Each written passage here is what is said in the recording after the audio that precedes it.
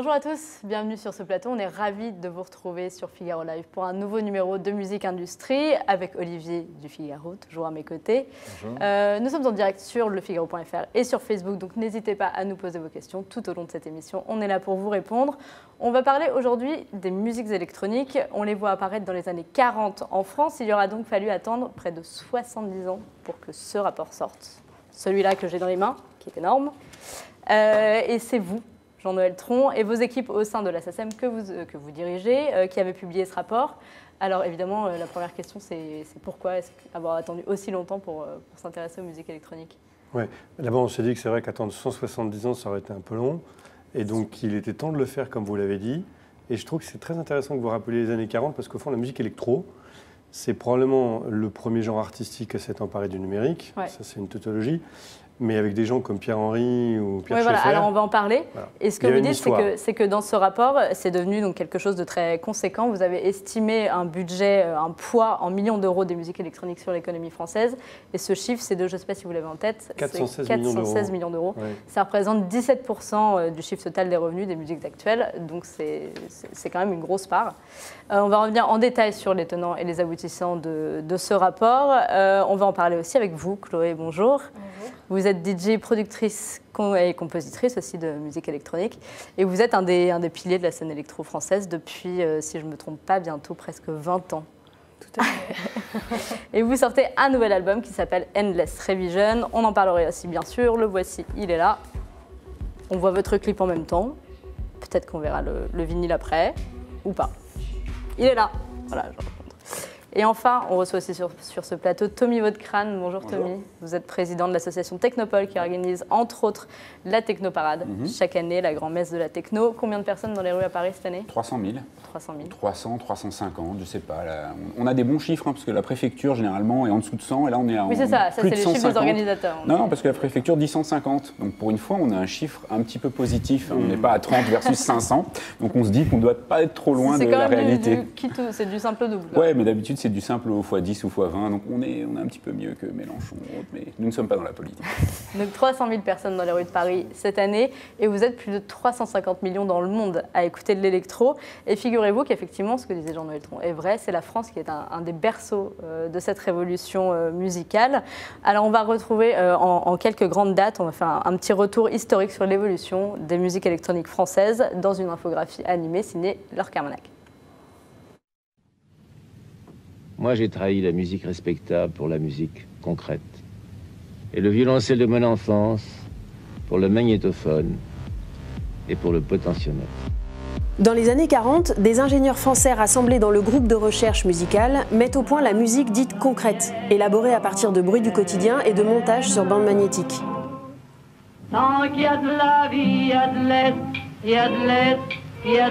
En 1976, Jean-Michel Jarre sort Oxygène, album concept en 6 parties entièrement composé en synthétiseur analogique. Sans conteste le premier grand succès électro-français à l'international. À la fin des années 80, la culture rave venue d'Angleterre et d'Allemagne s'installe en France. Partout dans l'Hexagone, les free parties rassemblent des milliers de jeunes amateurs d'électro, malgré la répression des autorités locales. Le commandant Pierre Legland, un ennemi des beats électroniques, a peur pour ses enfants. On assiste à un développement de ce qu'on appelle les soirées rêves, prononciation je ne la garantis pas, en fait qui s'adresse à une clientèle extrêmement jeune. Petit à petit, la communauté électro s'organise et s'institutionnalise. Au début des années 90, des clubs étendards comme le Rex, le Queen ou le Pulp à Paris rassemblent et encadrent des amateurs d'électro. Aujourd'hui, DJ s'écrit en grosses lettres. Hier, simple animateur, les disques jockeys ont acquis en quelques années le statut d'artiste. En 1997, Radio FG organise le premier grand défilé techno à Paris. Les plus grands DJ de la planète charment le génie. Ça y est, Paris n'a plus peur de la techno, de l'électronique, du nouveau millénaire, du monde. La vie est belle et la nuit n'est pas finie. Un an plus tard, Jack Lang crée la Technoparade.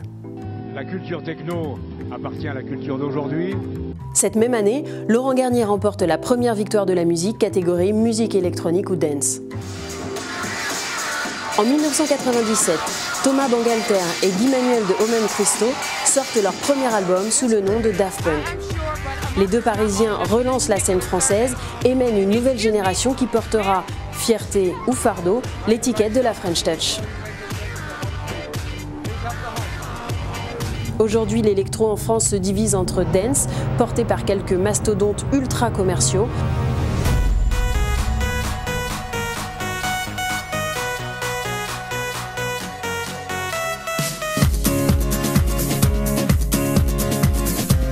et la techno, qui connaît un succès croissant en live, mais peine à se populariser au-delà d'un public urbain averti.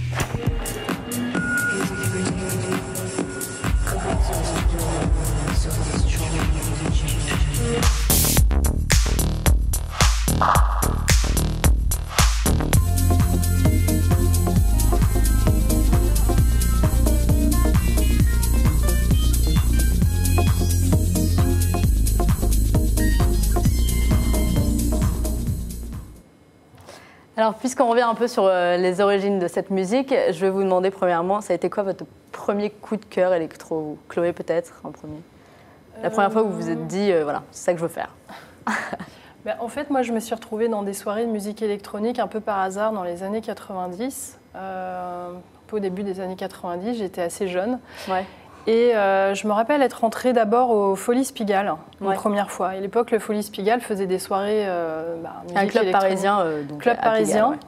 En fait, à Paris, il y avait très peu de clubs qui passaient de la musique électronique. Il y avait le Queen, il y avait le Palace, le Folies Pigalle et peut-être un ou deux clubs, des petites soirées par-ci par-là. Et puis il y avait les raves aussi.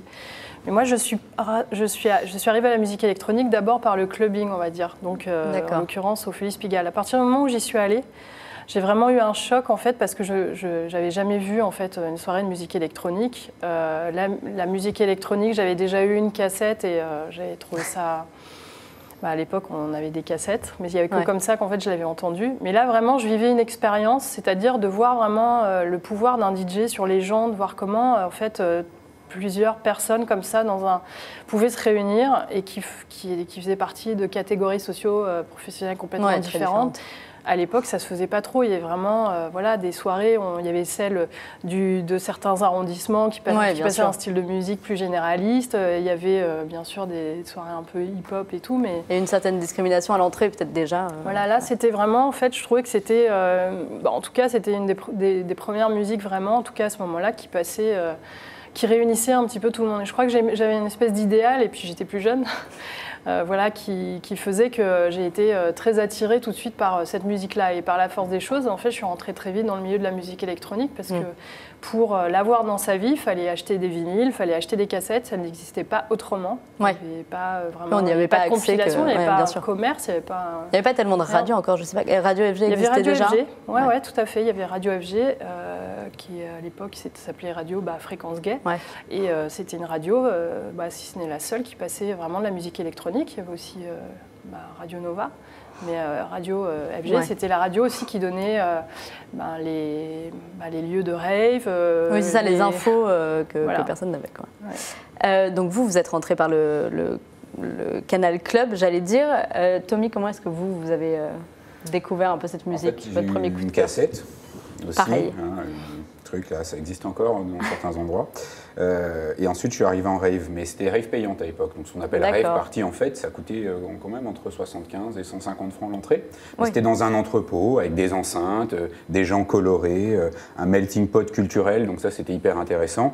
Et ce DJ, en fait, qui driver, manipuler la foule avec des disques, donc tout ça c'était hyper nouveau, donc j'ai acheté des disques, j'ai commencé à mixer, à organiser des soirées et à rentrer complètement dans l'univers des musiques électroniques, moins dans le club parce que c'est vrai qu'il y avait cette discrimination souvent à l'entrée.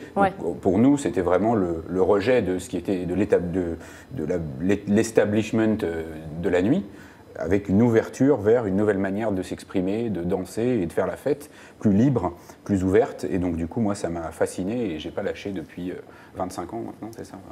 Je sais pas exactement, mais on les compte plus les années. Et Jean-Noël Tron, avant de vous pencher sur la question dans ce repas... C'était le vinyle Oxygène, effectivement, que j'ai dû me faire acheter début 77.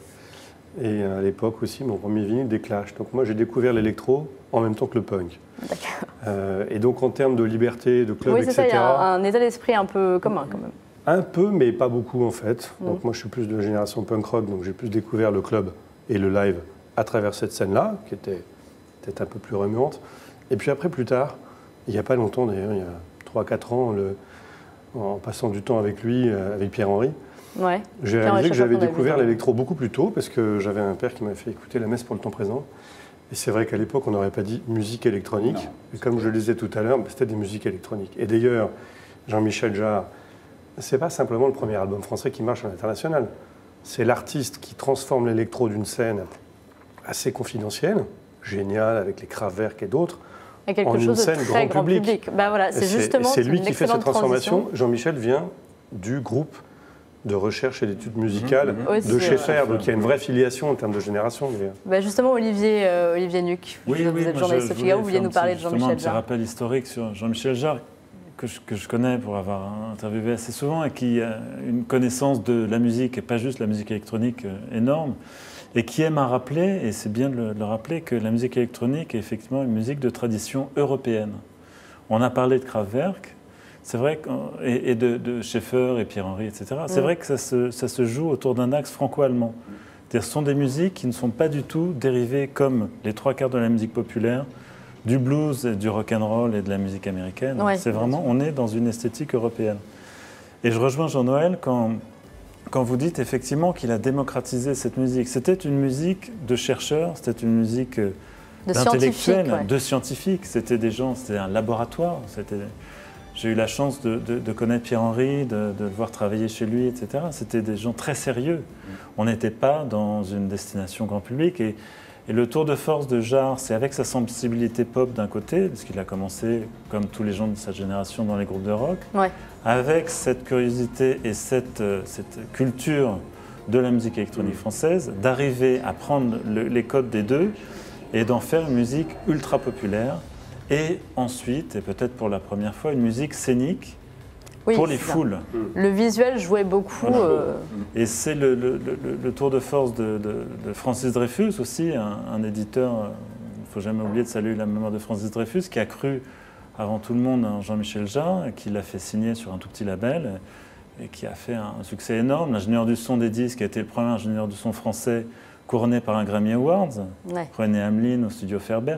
C'est quand même l'histoire, 25 ans avant la French Touch, de l'exportation massive de la musique française, avec parfois, et Jean-Michel le reconnaît lui-même, des dérives sur les shows un petit peu, où on a perdu un peu de vue la musique dans les années 80-90. On est tombé dans une starification. Je crois qu'il a mangé son pain blanc et son pain noir à cette époque-là. Il a reconnu ensuite qu'il était peut-être allé trop loin. Mais c'est à la faveur de la nouvelle génération électro. Tous les jeunes aujourd'hui racontent. On était ensemble à la soirée le prix des jeunes talents à la Cigale il y a quelques semaines, où Rhône lui remet... prix des labels indépendants. Voilà, prix des labels indépendants, avec Rhône qui est flatté que Jean-Michel lui remette une décoration. Nicolas Godin de R raconte souvent qu'effectivement, c'était leur héros, qu'ils essayaient d'acheter les mêmes machines. Oui, quels que soient les courants des DJ, en fait, ils se revendiquent un peu tous quand même de cet héritage quelque part. Je ne sais pas si c'est votre cas, Chloé, ou pas du tout d'ailleurs. Peut-être que ça ne vous parle pas du tout, Jean-Michel Jarre. Moi, j'ai beaucoup aimé l'album Oxygène de 76, effectivement, qui est un album pour moi qui m'a beaucoup marqué. Moi, je me rappelle surtout être allé beaucoup sur le site internet de Jean-Michel Jarre à une époque où il avait un site où il mettait tous ses synthétiseurs. Comme je suis un peu geek, j'aimais bien regarder un peu, parce qu'il mettait un peu des détails sur chaque synthé et tout, et j'aimais bien ça. Apparemment, le site a changé, parce qu'il est un peu normal. C'est très geek. Ça, je peux quand même en témoigner. Moi, j'ai découvert le sonar grâce à lui, et on a passé le temps du backstage à parler de synthé et d'ordinateur. Juste un dernier point par rapport à ce que disait Olivier, qui est ô combien juste. C'est intéressant d'ailleurs de voir que son double album, qui est justement une sorte de tribute à plein de générations d'électro, à plein d'artistes du monde entier. Il y a une espèce de réconciliation. Et pour revenir à la question que vous me posiez en introduction sur pourquoi on a fait cette étude, plus sérieusement, parce que ce qui m'a fasciné, moi, en dirigeant cette maison, qui est une maison d'artistes, la SACEM, c'est 165 000 membres, 90% de nos membres sont des artistes, des auteurs, compositeurs, interprètes, et puis il y a des éditeurs, comme l'était Francis Dreyfus. C'est que dans un des pays avec l'Allemagne, qui a contribué à l'invention de l'électro, ou peut-être en fait qui est le pays qui a inventé l'électro, c'est un genre qui, même encore aujourd'hui, reste assez peu connu et en fait assez peu reconnu. Même avec le succès d'opérations assez extraordinaires que la Technoparade, de fait, par rapport à d'autres pays, il reste une espèce de petite distance par rapport à l'électro, et on s'est dit, le moyen que ça cesse, c'est de la faire mieux connaître. Et ce travail a été fait par un certain nombre d'équipes de la SACEM, mais avec nos membres, avec un certain nombre d'artistes qui ont fait partie du groupe de travail. Oui, dont Chloé et Tommy, d'ailleurs. Dont Chloé et Tommy, et que je remercie encore d'avoir consacré un peu de leur temps précieux à ça, parce que ça ne nous paraissait pas immédiatement évident. On s'était dit, on a quelques problèmes, il faut qu'on identifie mieux, donc, j'en dirai un mot, on a pris des décisions là-dessus. Mais en fait, la première chose qu'il fallait faire, c'était faire une étude qui dise la taille du secteur, le nombre de festivals. C'était exactement ce dont on voulait parler maintenant, pour rentrer un petit peu dans le vif du sujet. Ce rapport-là, vous l'avez présenté l'année dernière au MAMA Festival, qui est un festival parisien, et vous en avez tiré plusieurs conclusions. Je crois qu'on a une petite infographie avec les conclusions de ce rapport. Et premièrement, ce qu'on peut voir, premièrement, ce qu'on peut voir, c'est que c'est un marché scindé en deux, avec une partie dance et une partie techno house. Alors, il y a bien sûr beaucoup plus de sous-genres dans les musiques électroniques, sauf que économiquement, on s'aperçoit déjà, juste en coupant ce marché en deux comme ça, qu'il est très très inégalitaire et qu'il n'a pas du tout les mêmes enjeux. Par exemple, le marché techno est beaucoup plus porté sur l'économie en live, et le marché dance, qui est très majoritaire, est beaucoup plus porté sur au contraire, l'achat physique, les passages radio et tout ça. Comment est-ce que vous l'expliquez ça? Je parle sous le contrôle de deux pros du secteur, mais il faut un tout petit peu relativiser la résistance du physique. Le petit paradoxe amusant de l'étude, c'est que c'est le seul secteur de la musique dans lequel 75% des ventes physiques sont du vinyle. Mais enfin, les volumes unitaires de vente sont parfaitement dérisoires. Sauf qu'en dance, il y a quand même encore effectivement une petite, mais une majorité, je crois que c'est 55% du marché qui est encore physique. On a présenté l'étude il y a 15 jours à Amsterdam, ça intéressait beaucoup les gens de l'ADE. Amsterdam Dance Events, qui est probablement le plus gros événement en termes de festivals et marchés en Europe. Je pense même plus gros que le Sonar, on est d'accord. Ça a intéressé les gens qu'on montre les chiffres, mais on était sur scène avec Tommy, avec aussi Molly, avec Yuxek, qui sont des DJ. Qui sont des DJ également membres de la SACEM. On voyait bien dans la manière dont Molly racontait comment elle utilise le vinyle qu'il ne faut pas qu'on insiste trop sur le côté résistance du physique. En revanche... C'est vrai que ça reste une infime partie au regard du marché global. C'est marginal. Évidemment. Mais en revanche, quand on additionne le total par rapport à l'économie générale de la musique, on voit bien que le côté avec du public, que ce soit en club ou que ce soit en festival ou en discothèque, est majoritaire. On voit aussi que du coup des enjeux liés au digital, comme le fait d'être bien placé dans des playlists, est encore plus déterminant. Et dernier point, simplement, je voudrais dire un mot là-dessus sur l'export, qui est quand même une espèce de combat commun pour tout le secteur de la musique en France. Un grand combat en ce moment. C'est vraiment un des secteurs des artistes français qui portent le plus haut l'étendard au plan mondial, toute génération confondue. Et alors, quand vous avez présenté ce rapport l'année dernière, vous aviez fixé plusieurs chantiers, 2 chantiers principaux auxquels vous vouliez vous attaquer cette année. Vous êtes retourné au MAMA cette année, vous avez présenté les conclusions de ces 2 chantiers. Le premier, c'était d'améliorer l'identification des tracks, donc des titres, en live pour permettre une meilleure répartition des droits d'auteur. Et le deuxième, c'était la mise en place d'un centre de ressources, d'une plateforme de ressources professionnelles. Alors on va parler premièrement de ce problème de l'identification des titres joués en live, parce que du coup ce qu'on disait, c'est vrai, c'est très important de le dire, c'est que l'électro s'écoute beaucoup, mais s'achète peu. Elle s'écoute beaucoup en live, en festival, dans les clubs, mais finalement s'achète assez peu en physique, d'où l'importance de pouvoir identifier les titres qui sont passés en mix dans des boîtes de nuit ou en festival pour pouvoir répartir les droits d'auteur. Donc comment ça se passe ça concrètement? Comment ça se passait déjà avant l'année dernière, on va dire? En fait, dans l'histoire de cette société d'artistes qu'est la SACEM, autour de l'électro, il y a eu 2-3 évolutions importantes. Il y a eu par exemple la reconnaissance du statut de DJ comme un créateur, qui n'allait pas de soi.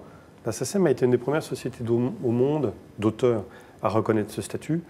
Aujourd'hui, ça paraît une évidence. Il y a une trentaine d'années, ça ne l'était pas. Après, il y a eu un deuxième moment qui était comment on fait pour, dans les discothèques, améliorer la manière dont on identifie. Parce que nous, notre rôle, c'est d'aider à faire vivre ceux qui font vivre la création en collectant des droits, mais surtout en les répartissant à ceux dont les œuvres ont été jouées. Donc il faut une information fiable. Ça a été une deuxième étape, ça a été la mise en place dans les discothèques, dans un échantillon d'une centaine de discothèques en France, de boîtiers qui, de manière aléatoire, pigent un certain nombre d'heures par semaine, de manière à éviter toute triche qui pourrait être imaginable s'il y avait un DJ qui s'entende avec le patron de la discothèque pour qu'au moment où il y a une vérification, ça soit que ces titres qui passent.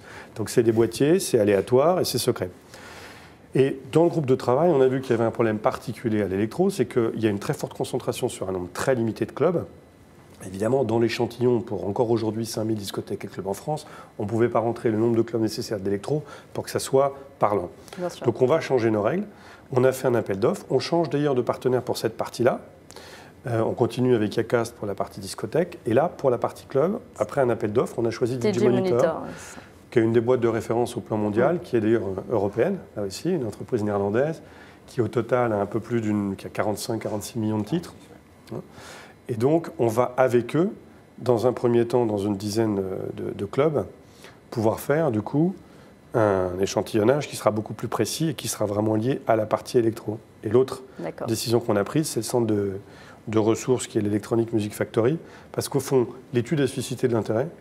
Et un des autres enseignements du groupe de travail, c'était les pros au sens large, non seulement l'artiste lui-même, mais aussi autour de lui, les organisateurs de festivals, les patrons de clubs, les bookers, les managers, les éditeurs, ont besoin d'être fédérés et surtout ont besoin d'infos, d'informations pratiques sur on fait quoi. Juste avant, pour finir avec cette problématique du track ID, comme on appelle ça, pour être très concret, quand on est DJ électro dans une boîte et qu'on fait un mix en live, en gros, on a ses propres compositions. On peut aussi mixer sur des boucles avec des extraits très très courts de titres qui ne sont pas les nôtres. Et donc, comment on fait très concrètement quand on fait un mix comme ce que vous faites, Chloé, outre le fait que vous mixez vos propres titres, quand vous mixez des très courts extraits de titres qui sont peut-être parfois même pas répertoriés à la SSM, comment ça se passe la répartition des droits? Qu'est-ce que vous déclarez? Au-delà de la taille en fait, des morceaux, déjà, il faut bien distinguer le DJ set du live. Parce que le live, en fait, même si un DJ est en live, mais le live, en fait, le premier sens du live, en fait, c'est que l'artiste passe ses compositions en direct, alors que le DJ va passer la musique des autres très grossièrement, et en intégrant ses propres morceaux aussi, si le DJ produit, puisqu'un bon DJ n'est pas forcément aussi un bon producteur. Il y a des producteurs qui sont aussi pas DJ. Donc déjà, il y a une distinction à faire là-dedans qui peut paraître très compliquée, je comprends, mais c'est vrai que c'est souvent les réflexions que j'ai de personnes en fait, qui connaissent pas trop la musique électronique. En live, mais bon, tout est effectivement en live. Donc en live, vous passez vos propres titres, vous jouez en live vos propres titres. En DJ set, vous mixez des titres qui ne sont pas forcément les vôtres. Voilà, exactement. Voilà. Mais j'aurais pu faire que des DJ sets et jamais faire de live dans ma vie. Et donc en matière de droit, qu'est-ce que ça donne? Donc après, moi, en DJ set, en l'occurrence, je joue des morceaux qui sont déjà sortis, d'autres qui ne sont pas sortis. Alors je pense que certains pourraient certainement être identifiables, bien entendu. D'autres, je pense, ne seront pas forcément identifiables parce que je fais partie peut-être de cette niche de DJ qui aime bien jouer des morceaux qui ne sont pas sortis parce que j'ai des amis producteurs qui m'envoient leur production bien en amont. Parce qu'il y a des choses parfois que moi je m'amuse à retravailler avant et donc je ne sais pas si du coup on pourra les reconnaître. Mais dans l'ensemble, par défaut, je trouve que c'est une très bonne démarche et en tout cas c'est déjà une forte évolution par rapport à ce qu'il y avait avant, c'est-à-dire pas grand-chose. D'accord. Et alors concrètement, vous disiez ça va être une sorte de boîtier qui va enregistrer les titres en live, c'est ça? C'est comme ça que fonctionne DJ Monitor. Et comme on fonctionne dans les discothèques avec Yacast, c'est un boîtier qui est installé. Donc il faut la collaboration, pour être clair, du patron du club, ça c'est très important. C'est pour ça que le groupe de travail nous a été précieux. Est-ce que c'est dans son intérêt Franchement, Tommy ou peut pas en parler aussi bien ou mieux que je vais le faire, mais moi j'ai quand même le sentiment qu'on a dans la communauté des clubs des gens qui sont très attachés à la scène électro, qui sont proches des artistes et qui ont envie de jouer le jeu. En tout cas, c'est le sentiment que j'ai eu. Parce que dans ce groupe de travail et dans d'autres réunions de travail qu'on a, il y a quand même une forte demande de la part de la scène électro, et de notre côté, une forte envie qu'on arrive à faire communauté pour avoir un système d'identification et de répartition qui soit plus pointu, plus précis. Le but aussi, c'est que ça ne coûte pas des millions, parce qu'une société d'auteurs comme la nôtre, elle est non-profit, elle est à but non lucratif. Donc, on répartit tout ce qu'on peut de ce qu'on a collecté, moins des frais de gestion, qui sont les salaires des gens, qui sont les coûts informatiques, qui sont ce qu'on va payer à DJ Monitor pour faire le travail. Donc, on a plutôt intérêt à ce que l'investissement qu'on met soit à la hauteur de l'enjeu. Mais comme le dit Chloé, avant, étant donné la taille de l'échantillon sur les discothèques et les clubs, la place propre au club électro était inexistante ou presque. Et on ne pouvait pas passer d'un échantillon de 100 à un échantillon de 150, parce que ce n'est pas représentatif. Il n'y a pas 50 clubs sur 150 au total qui seraient représentatifs de l'électro. Et alors pour finir sur cette question des droits dans l'électro, il y a aussi un autre format qui est très utilisé dans l'électro, qui est celui du remix. Donc pas forcément un remix en live, mais un remix officiel, j'allais dire, un remix enregistré et diffusé, voire parfois même diffusé en radio. On vous a pris un petit exemple, je ne sais pas si on va pouvoir l'écouter. On a sélectionné totalement au hasard un titre d'Alain Chamfort qui a été remixé, qui est un titre qui s'appelle Trace de toi. Donc ça, c'est la version originale. Qui date de 1986. Il a été remixé en ça par vous, Chloé, ce qui tombe très bien, pur hasard.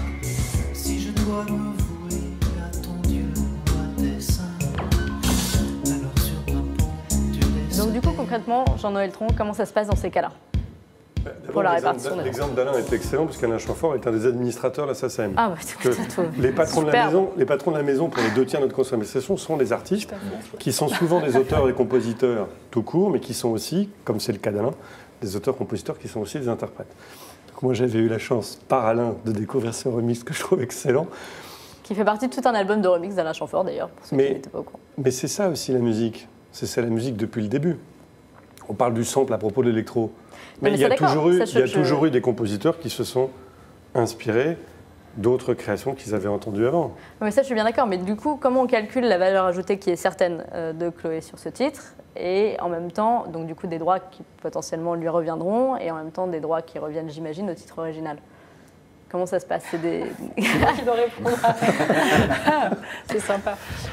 Non, mais en fait, les remixes, c'est effectivement autre chose. Après, tout dépend si après il a été redéposé ou pas à la SACEM, parce qu'il y a le travail qui est fait en compo. Mais est-ce que c'est dealé en amont, par exemple? Est-ce que là, par exemple, parce que ça, c'était dans un cadre très très encadré. Je veux dire, ça n'a rien de. Mais si tu me permets, en termes de droit d'auteur, il y a des parts sur une œuvre donnée.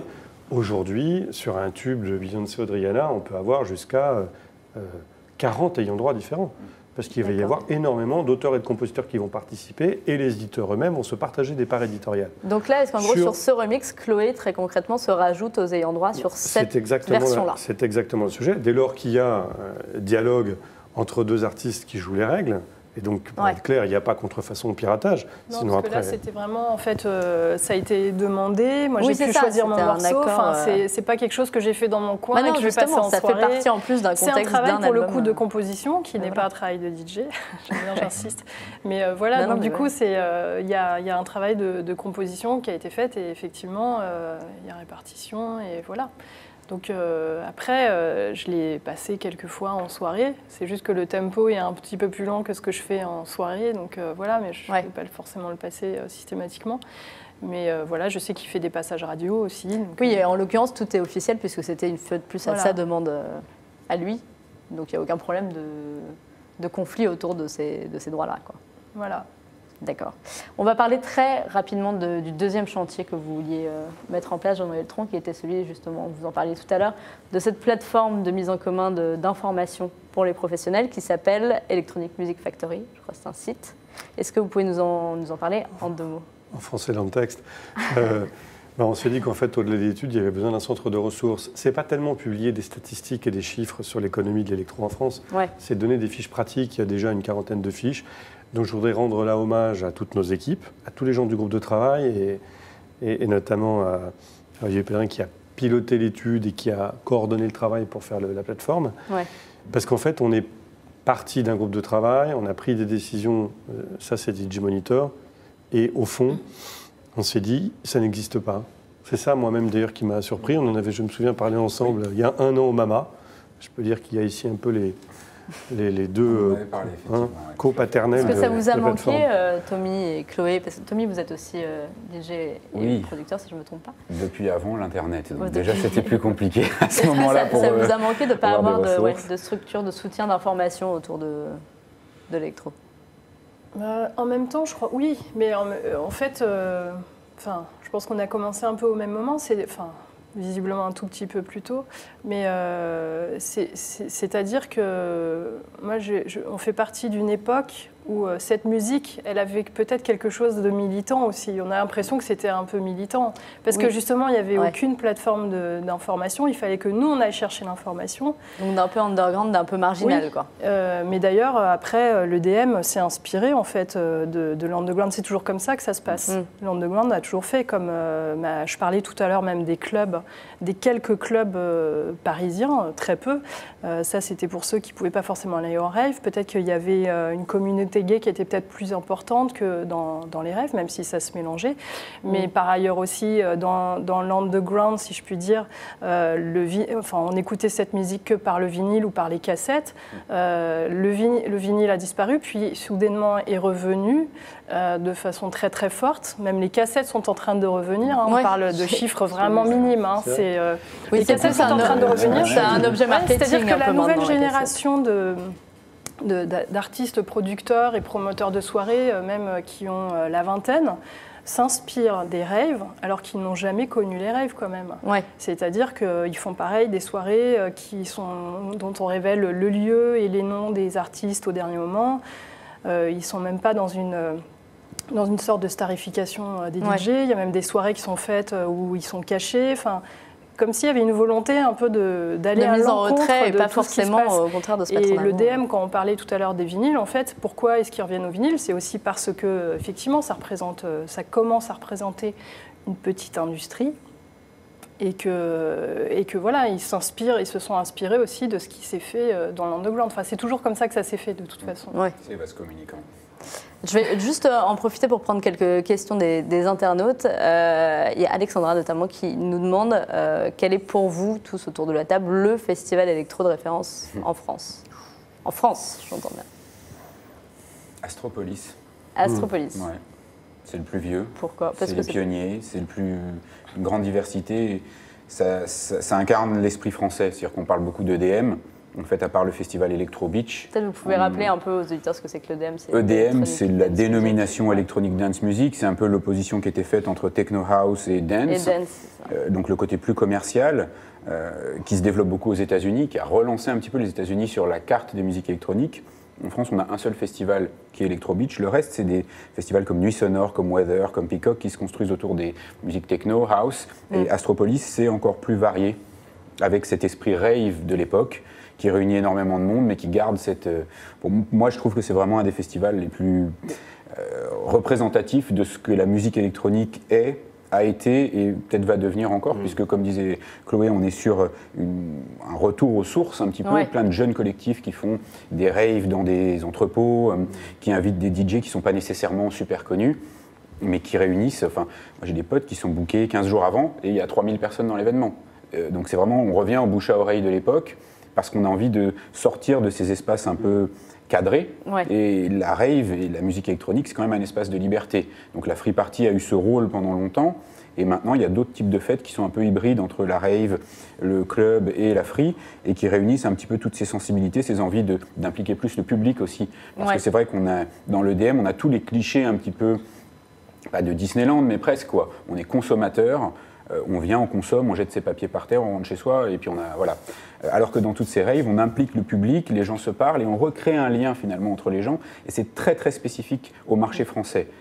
On n'est pas du tout dans le développement de la musique commerciale, et ça on le voit dans tous les nouveaux festivals qui apparaissent. Pour un festival qui aura de l'EDM, on en a 3 ou 4 qui font de la techno, de la trance, de la hard music, et ça marche. Ils ont des taux de croissance, ils commencent à 15, ils finissent à 20, 25 ou 30, dans le sud ou ailleurs, et on voit vraiment cette tendance et qui est un petit peu notre marché en fait. On va en parler justement. Il y a vraiment un véritable renouveau un peu de la fête au sens large en France, alors que justement l'électro, ça a été un peu pendant assez longtemps un milieu qui a été considéré comme étant effectivement pas très organisé, car très hétéroclite, pas très institutionnalisé, en tout cas pas très accompagné, surtout économiquement. Le premier à institutionnaliser tout ça, en tout cas le politiser un petit peu, à le médiatiser, c'était, on l'a vu dans le reportage tout à l'heure, Jack Lang en 98, avec la Technoparade que vous organisez, vous, au sein de Technopole tous les ans. Vous essayez en fait de pallier finalement un peu cette mauvaise réputation qui s'était matérialisée autour de l'électro.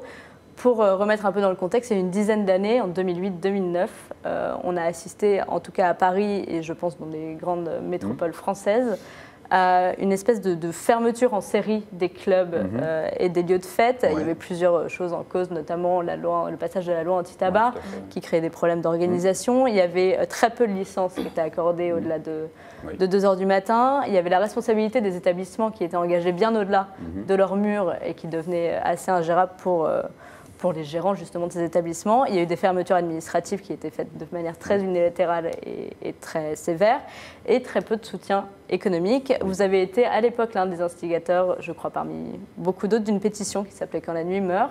Paris quand la nuit meurt en silence, voilà, a été initié par Éric Labbé, Mathieu Josso et Technopole. Qui a eu 16 000 plus de 16 000 signataires, très rapidement.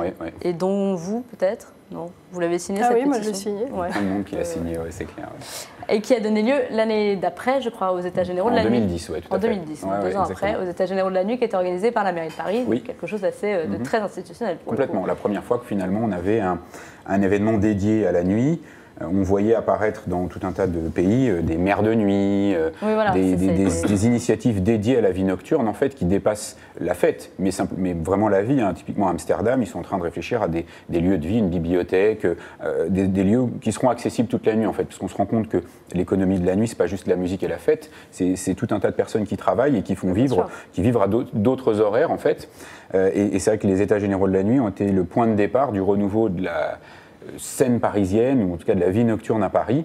Et depuis, on a plus de 22 clubs, dont beaucoup de nouveaux clubs, des Concrètes, des Zigzags, qui sont ouverts et qui se sont dédiés vraiment à la musique électronique non commerciale, encore une fois, donc la techno et la house, avec un parli un petit peu comme ce qui se faisait à Berlin. Oui, finalement. En fait, on compare de plus en plus maintenant Paris et Berlin, alors qu'il y a 10 ans, c'était juste impensable. En fait, maintenant, on parle que de Paris. Ouais. Vous vendez un peu votre... Merci Tommy. Oui, pas uniquement. Ouais. Il y a eu beaucoup de monde qui s'est investi, et c'est vrai que c'était une volonté forte. On avait quand même un super retard. Enfin, les jeunes, ils prenaient l'avion de Berlin à Barcelone, ils volaient au-dessus de la France, mais ils ne faisaient pas la fête ici. J'ai appris que ça s'appelait les EasyJet. La génération EasyJet, oui, tout à fait. EasyJet Clubber. C'est ça. Quand EasyJet est arrivé à Berlin, parce que pendant longtemps, il n'y avait pas EasyJet. Et les Berlinois appellent ça comme ça. Ah ouais? C'est clair. Qui ont permis justement finalement à toute cette nouvelle génération de rapporter en France ces concepts qui avaient déjà lieu effectivement à Berlin et dans d'autres villes, à Barcelone. Les concepts, on les avait déjà, c'est pas le problème. C'est juste qu'on ne pouvait pas les mettre en place. En fait, en France, sans bouger, mais c'est juste qu'on n'avait pas les moyens. On n'était pas accompagné institutionnellement et les signaux envoyés par la ville de Paris notamment ont été hyper positifs, aussi bien sur l'appropriation de nouveaux lieux que sur l'accompagnement festif. Que sur même là, on voit Concrète qui ouvre maintenant 24 heures, donc des choses. La Concrète, c'est un club à Paris qui est sur les quais, tout à fait. Qui ouvre maintenant du samedi au dimanche en continu pendant 24 heures. Ça s'appelle d'ailleurs. Samedi dimanche. Voilà, donc si on veut faire la fête le matin, l'après-midi, le soir ou pendant 24 heures, on peut le faire. Et ils ont vraiment ouvert la porte à une nouvelle pratique. Pourquoi c'était interdit avant? C'est autorisé depuis des années en Allemagne? C'est une question de régulation, de loi. Enfin, en France, je pense qu'on a mis une feuille administrative. C'est tout un travail de lobbying qui est fait justement depuis ces dernières années qui permet ça. Et c'est là aussi que l'électro a été à l'avant-garde. C'est un problème pour tout le monde de la nuit, comme le disait Tommy. Le monde des discothèques, nous, ça fait aussi partie de nos interlocuteurs institutionnels. On a fait une mobilisation ensemble. Je crois que tu étais là, d'ailleurs, il y a 3 ans, dans l'auditorium de la SACEM. On avait les principaux patrons des syndicats de discothèques. On avait fait une enquête à l'époque, d'ailleurs, le Parisien avait beaucoup relayé, pour dire on est quand même un des seuls pays d'Europe où il peut y avoir des fermetures administratives unilatérale, ce qui est quand même un très gros problème, alors que dans d'autres pays, évidemment, c'est normal, les pouvoirs publics peuvent faire fermer un club s'il y a un problème, ou une discothèque, quel que soit son genre musical. Mais il y a une négociation. Mais il y a une négociation, il y a une démarche judiciaire. Donc il y avait quand même des problèmes assez spécifiques à la France.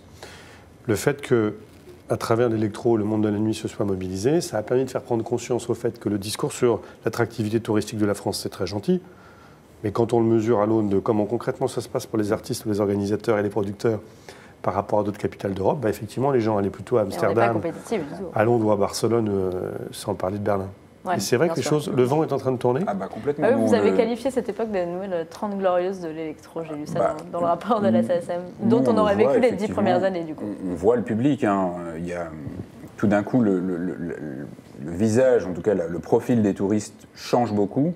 Et on arrive aujourd'hui dans le top 3 des villes où les gens ont envie d'aller faire la fête. Pas simplement lune de miel, demande en mariage, visite de musée ou course aux Galeries Lafayette. On a aussi aujourd'hui une scène culturelle nocturne et festive qui est hyper attractive et surtout hyper créative.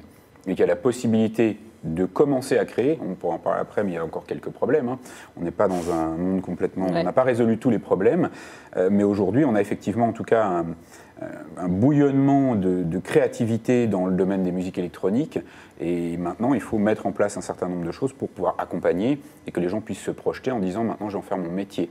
Et je vais pouvoir travailler les 20 ou 30 prochaines années dans cet environnement-là et pas que ce ne soit pas réservé à quelques personnes dans des conditions particulières et finalement qu'on puisse développer une scène comme on voit aux Pays-Bas par exemple. Il y a eu un accompagnement fort et la SACEM joue un rôle là-dedans, comme la Bouma a joué un rôle là-dedans qui est la SACEM, l'équivalent de la SACEM aux Pays-Bas, dans le développement de ces musiques parce que la professionnalisation des acteurs passe par tout un tas de choses, à mettre en place une étude, ça c'était très attendu, des ressources, de l'accompagnement et une prise en compte de ces nouveaux modèles. Typiquement, une ouverture de 24 heures, une free party, ça dure 24 heures. Hein. Donc nous, ça fait 20 ans qu'on fait la fête pendant 24 heures. On n'a pas le droit de le faire. On a une question de Valentin sur Facebook qui demande est-ce que le mouvement justement des free parties qui se démocratise en ce moment, est-ce qu'il est voué à devenir le nouveau mainstream, le nouveau moyen principal de faire la fête, selon vous? Pas aller jusque-là. C'est une alternative pour les jeunes aujourd'hui et pour plusieurs raisons. Sortir du cadre et en fait le succès finalement des free parties à l'époque, c'est j'habite... Paris est une ville privilégiée. On a des clubs, on a des trucs, on peut faire plein de trucs. Par contre, quand on vient au nord de Paris, il y a le Macumba. On peut aller faire la fête, boire un whisky coca et écouter de la variété. Puis sinon, il n'y a rien pour écouter la musique électronique. Donc quand les free parties sont arrivées, c'était une alternative pour les jeunes pour pouvoir sortir, vivre librement une fête dans un cadre un petit peu moins contraignant, avec des coûts beaucoup moins élevés. On ne paye pas l'entrée, on ne paye pas 12 € le verre. On écoute une musique nouvelle, différente, plus festive. Et donc du coup, finalement, le succès des free parties, ça a été au départ cette alternative à la fête. Et aujourd'hui, on le retrouve finalement avec ces nouveaux collectifs parisiens qui offrent autre chose.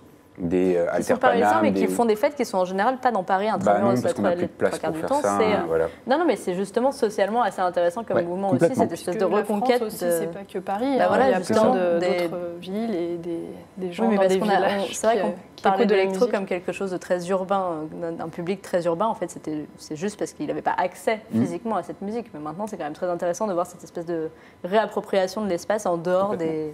On a quand même une double limite en France, c'est quand même la question de la taille. Que ce soit pour les grands festivals ou pour les grands bookers, les principaux ne sont pas français. Et à un moment, il ne faut pas se cacher derrière son petit doigt. Chloé disait, la France est créative. Et c'est tellement vrai.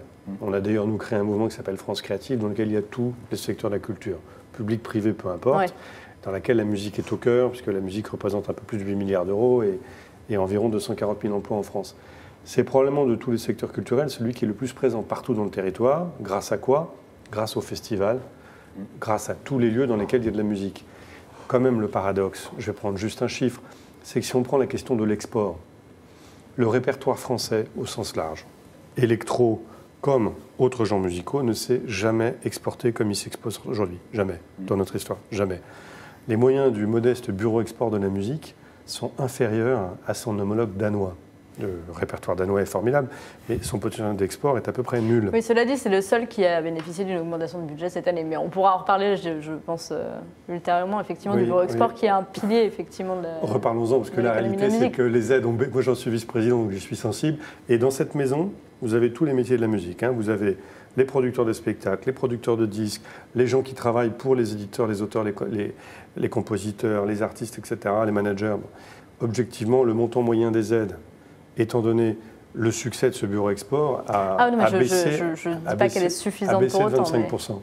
La musique en France aujourd'hui est soutenue à peu près 10 fois moins à l'export que les cinémas et l'audiovisuel. Je voudrais juste vous donner un chiffre par rapport à la question qui nous était posée là. Il y a 30 ans, exporter un film, c'était cher. Il fallait concrètement copier les bobines et il fallait les transporter. Aujourd'hui, vous envoyez un DCP. Donc le film coûte cher à fabriquer, pas à exporter. La musique, c'est pratiquement l'inverse. Vous pouvez avoir du bedroom studio et produire pour pas cher. Plus grand-chose. Mais si vous faites 5 dates ou 10 dates, au lieu d'en faire 2 ou d'en faire 4, bah ça vous coûte mécaniquement plus cher. Donc voilà un secteur dans lequel on aurait besoin de mettre le paquet pour rayonner plus, y compris investir pour qu'il y ait des grandes marques françaises qui s'exportent en termes de festivals, comme le Sonar a su le faire. Il y a le Sonar à Barcelone, mais il y a plein d'autres Sonars. Pour avoir des vrais bookers qui aient le niveau de professionnalisme et de moyens nécessaires pour pousser nos artistes au niveau global, Et après, il ne faut pas se payer de mots. De fait, aujourd'hui, un dispositif comme le Bureau-Export de la musique en France, il a besoin de 5 à 10 millions d'euros, ce qui, franchement, à l'aune des moyens publics mis, y compris dans le contexte actuel, n'est pas grand-chose. C'est un message oui, passé. C'est un message et je vous remercie de m'avoir permis de le passer. Outre effectivement les difficultés du Bureau Export, il y a un autre problème en ce moment, notamment pour l'électro, c'est l'annonce cet été d'un décret sur la limitation du son. Je ne sais pas si vous avez tous suivi ça, c'est le gouvernement qui a passé ça cet été. Alors en gros, on va essayer de voir voilà, les principales... Assez rapidement, la limitation du volume à 102 décibels contre 105, l'enregistrement en continu des niveaux. Ça, c'est pour tous les endroits qui diffusent de la musique devant plus de 300 personnes, je crois. Donc, c'est tous les clubs à peu près et une grande partie des bars. La mise à disposition gratuite de protection auditive et la création de zones de repos auditif ou de temps de pause. Ça paraît assez contraignant comme ça. Qu'est-ce que vous en pensez, Tommy ? Je pense que c'est pas très intelligent comme décision et en tout cas assez prohibitif pour les musiques électroniques. Et ça arrive vraiment à un moment pas terrible puisqu'on a déjà, nous, on prend de plein fouet le problème lié à l'état d'urgence. Donc les coûts de production des événements ont déjà énormément augmenté. Oui, la sécurité. Ce qui veut dire que depuis 2002, on a pris à peu près 60% d'augmentation des coûts de sécurité. En 2 ou 3 fois, mais aujourd'hui, ça y est. Donc les budgets ont triplé. Enfin bon, c'est un petit peu compliqué, que ce soit pour un club ou que ce soit pour un festival. Donc en plus de cela, on ajoute un décret qui impose un certain nombre de mesures, notamment certaines mesures qui ne sont pas réalisables aujourd'hui. Quand on parle par exemple de la réduction du niveau de basse et d'infrabasse, c'est-à-dire qu'il faut trouver des techniques pour surélever les caissons, c'est des solutions qui n'existent pas, donc qui vont engendrer des coûts supplémentaires aux clubs et aux festivals. Donc finalement, ceux qui continuent à payer, c'est les organisateurs. Donc on leur demande de payer pour la sécurité, pour la prévention auditive, et finalement, on ne donne pas de solution d'accompagnement. Ouais. Donc là, en plus, ça va affecter directement l'esthétique musicale électronique. Bah oui, j'allais vous demander, par exemple, Chloé, ça va changer quelque chose pour vous en mixant, qu'on baisse le niveau du son de 105 à 102 décibels? Moi, je préfère effectivement qu'on reste au même niveau sonore auquel on est actuellement. On sent vraiment une différence entre 105 et 102? Oui, c'est une grosse différence en fait. Qu'on mette à disposition des protections auditives, ça se fait déjà naturellement. En fait, la majorité des endroits. Je vois pas trop l'intérêt puisque en fait, je pense qu'il y a peut-être des choses plus importantes à faire. Effectivement, peut-être qu'il faudrait qu'il y ait un accompagnement qui se fasse. Mais c'est vrai qu'en tout cas, surtout la musique électronique, elle doit se vivre fortement. En fait, on doit l'entendre. Voilà. Toutes les musiques, je crois. La musique amplifiée par essence. Un concert de rock, c'est pareil. Le rock, le métal, par exemple, ils vont avoir les mêmes problèmes que nous. Ça, c'est certain. Et puis là, il y a quand même dans ce dispositif au moins une des lignes qui est, disons, poétique, pour être positif. C'est les salles de repos. C'est la zone sans son. Donc, en gros, vous allez dans un lieu pour écouter de la musique, et l'idée, c'est qu'on vous aménage au milieu de ce lieu un lieu sans musique. Ça s'appelle sortir de la salle ou sortir du festival. Donc ça, c'est quand même... Est-ce que c'est sans musique fumeur ou sans musique non fumeur? Il y a peut-être deux endroits. Parce que c'est vrai que quand il y a eu la loi anti-tabac qui est arrivée, c'était effectivement extrêmement contraignant. Bien sûr. Oui, mais mine de rien, regardez, 10 ans après, finalement, tout le monde s'en est accommodé. Mais on s'y est fait totalement, mais bon, à quel prix? Parce qu'effectivement, après que la loi soit passée, il ne s'est plus rien passé, en tout cas en termes de musique électronique, d'où la pétition aussi. Donc il y a eu quand même il y a dû avoir une pétition pour qu'il se passe quelque chose. Oui, c'est vrai. Donc à quel moment est-ce qu'on aussi on fait spontanément en fait, on pourrait aussi être spontanément aidé en fait et proposer des choses qui vont dans le bon sens aussi et puis qu'il faudrait peut-être qu'il y ait encore plus d'ouverture. Après, je me fais un petit peu l'avocat du diable, mais je crois que un rapport de santé publique avait fait état du fait qu'à partir de 100 décibels déjà, c'était trop fort on commençait à perdre des capacités auditives. Après, l'argument, c'est peut-être aussi de dire qu'effectivement, chacun est assez responsable de la manière dont il consomme de la musique et qu'à partir du moment où des protections sont disponibles, effectivement, chacun est assez... c'est ça l'argument par rapport. Je sais que quand je mixe, par exemple, on a nous-mêmes accès à notre niveau sonore. Est-ce que ça veut dire que moi aussi, je suis limitée? Parce que du coup, moi, en termes de créativité, ça va peut-être tuer ma créativité, parce que je suis habituée depuis 20 ans à jouer à un certain niveau. Sonore, donc, bien sûr. Voilà, il y a un peu tous ces petits détails.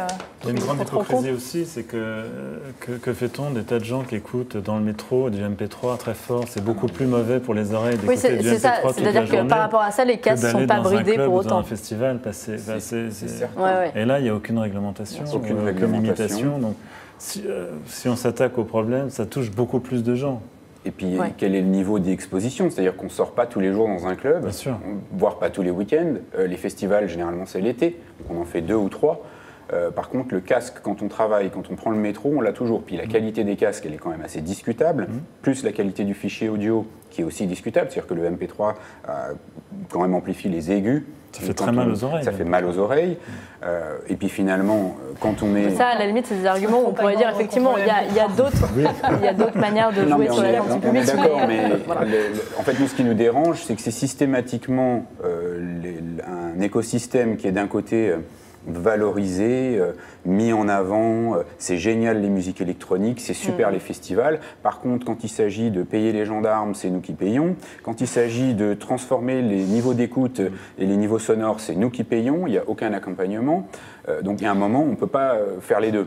Je vous ai vu sourire là-dessus, mais le public ne le sait pas forcément. Hein. On refacture, et en tant que contribuable, on peut le comprendre, mais on refacture la présence policière qui a été rendue beaucoup plus indispensable après le massacre au Bataclan, et heureusement, parce qu'il fallait aussi donner confiance au public.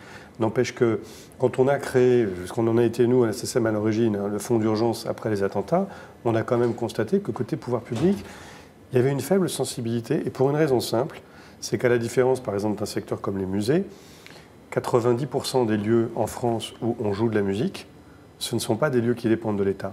C'est des lieux qui éventuellement dépendent des collectivités locales, mais c'est des acteurs privés. Et on a quand même beaucoup laissé les acteurs privés se débrouiller tout seuls, même si dans un second temps, il y a eu aussi un peu d'efforts pour soutenir. Oui, ça, à la limite, c'est pas forcément propre aux musiques électroniques, mais effectivement, il y a un souci dans la gestion des lieux. C'est pour ça que je surenchéris sur ce que disait Tony, parce que là, on a un vrai sujet pour qu'il y ait une économie du spectacle vivant qui puisse se développer. Mais je pense que c'est vraiment un vrai sujet, effectivement, et qu'on devra en reparler beaucoup plus en profondeur.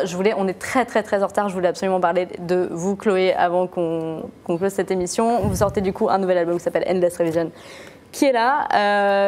On parle beaucoup du fait qu'effectivement l'électro se vende pas très bien en physique parce que notamment il n'y a pas souvent de format album. Vous, c'est votre 3e album. Vous y tenez à ce format? Ah oui, j'y tiens à titre personnel déjà. Et puis parce que je pense qu'il y a des gens malgré tout qui sont aussi attachés à ça. Donc j'espère que ça trouvera un écho. D'accord. Mais c'est vrai que le single prend une grande place et c'est très bien. En tout cas, moi, c'est vrai que j'ai choisi de faire certains morceaux qui, pour le coup, sont pas forcément des singles accumulés dans un vinyle ou un CD. Et donc, c'est pour ça que j'ai choisi de faire sous un format album. Enfin, ça se vit quand même un peu mieux en live et on aura l'occasion de vous voir à la Gaîté Lyrique. Je crois que c'est le 26 janvier à Paris. Merci beaucoup d'être venus tous. Merci Olivier, merci Chloé, merci Jean-Noël Tron, merci Tommy Votre Crâne. Merci à tous de nous avoir suivis. On se retrouve le mois prochain pour un nouveau numéro de Musique Industrie.